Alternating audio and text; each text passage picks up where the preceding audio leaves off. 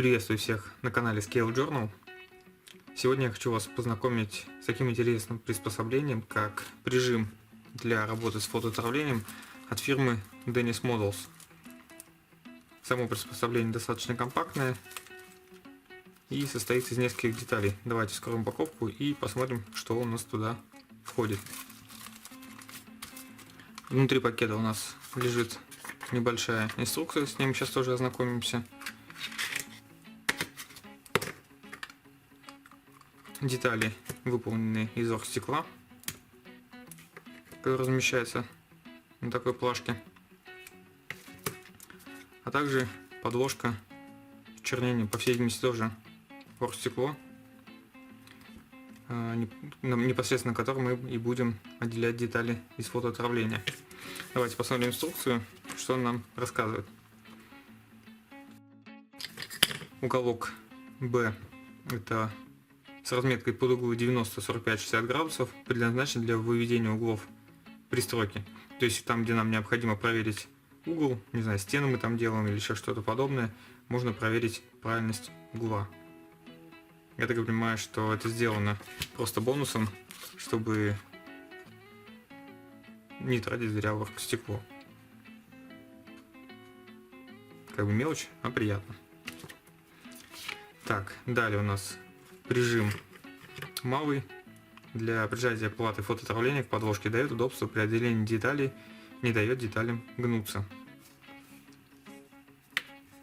Номер 2. Прижим большой, к нему по разметке на суперклей приклеивается деталь номер 3. Вот эта деталь, ее необходимо будет приклеить вот сюда. Как малый, служит для прижатия платы фотоотравления к подложке, дает удобство при отделении деталей, не дает деталям гнуться. При использовании большого прижима деталь 3 нужно ставить деталь 1 для удобства использования. Ну и предупреждение: при работе с мелкими и острыми деталями соблюдайте осторожность. Так, сейчас я приклею по-быстрому данную деталь, ну и продемонстрирую, что представляет себя это приспособление в действии. Забыл в самом начале сказать, скажу об этом сейчас. Жесткая подложка — это крайне необходимая вещь при работе с фотоотравлением, так как если делать это, допустим, на мягком резиновом коврике, то детали фотоотравления очень легко деформировать. Давайте попробуем отделить какую-нибудь небольшую деталь. Некоторые виды фотоотравления, как вот это, имеют защитную пленку с двух сторон, что облегчает процесс отделения. То есть не нужно беспокоиться, что деталь куда-то улетит, либо ее потом будет сложно найти. Соответственно, в данном случае нам нужно просто прижать деталь как можно ближе к краю, чтобы остался минимальный пенек, и просто отрезать с помощью лезвия. Аналогично проделать все с остальных сторон. Прижим позволяет избежать изгибов фотоотравления, плюс минимизирует последующую обработку детали.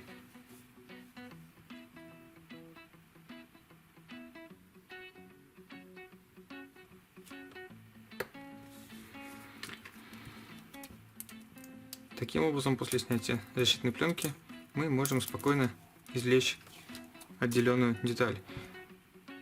Впоследствии минимально обработать следы от держателей и уже применять непосредственно в дело. Второй вариант фотоотравления — это тот, который не имеет защитной пленки. Соответственно, здесь у нас есть высокая вероятность потерять деталь. В этом случае данная подложка нам очень поможет сэкономить время и нервы. Здесь имеются специальные проемы, о применении которых я вам сейчас расскажу. Для этого нам потребуется модельный либо малярный скотч,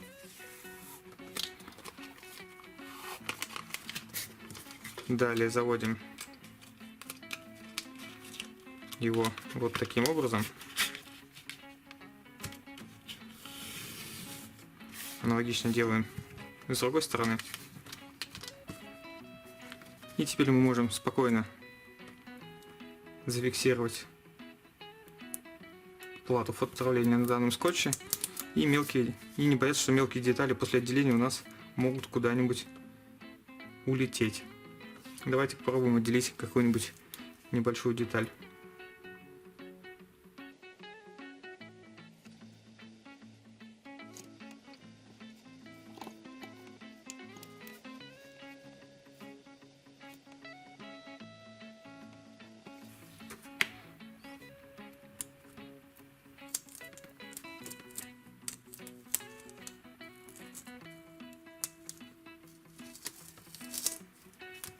Как вы можете заметить, после отделения наша деталь осталась на скотче. Опять же, что весьма удобно для дальнейшей работы. Деталь у нас не потеряется при отделении. Теперь давайте рассмотрим вариант применения большого прижима. Это когда мы в большую деталь вставляем нашу ручку, либо маленький держатель, и используем для отделения большой детали. Тут, в принципе, аналогично, все достаточно просто. Вставили, прижали, но затем просто отделили.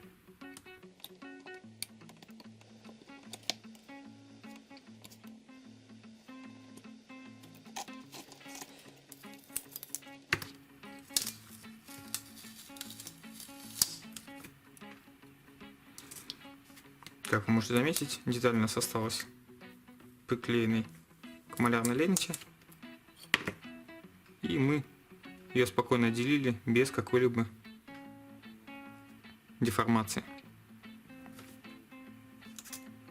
Сегодня мы познакомились вот с таким достаточно интересным приспособлением, которое может нам облегчить работу с фототравлением, поможет избежать лишних деформаций, потери мелких деталей, но также просто упростит отделение фототравления с платы. Также данное приспособление можно использовать как гнулку начального уровня при работе с небольшими деталями, либо простыми деталями, которые там необходимо согнуть просто, например, на 90 градусов. Опять же, чтобы не мучиться с линейками, пинцетами и прочим. Конечно же, полноценную гнулку это не заменит, но все же ее можно использовать таким образом.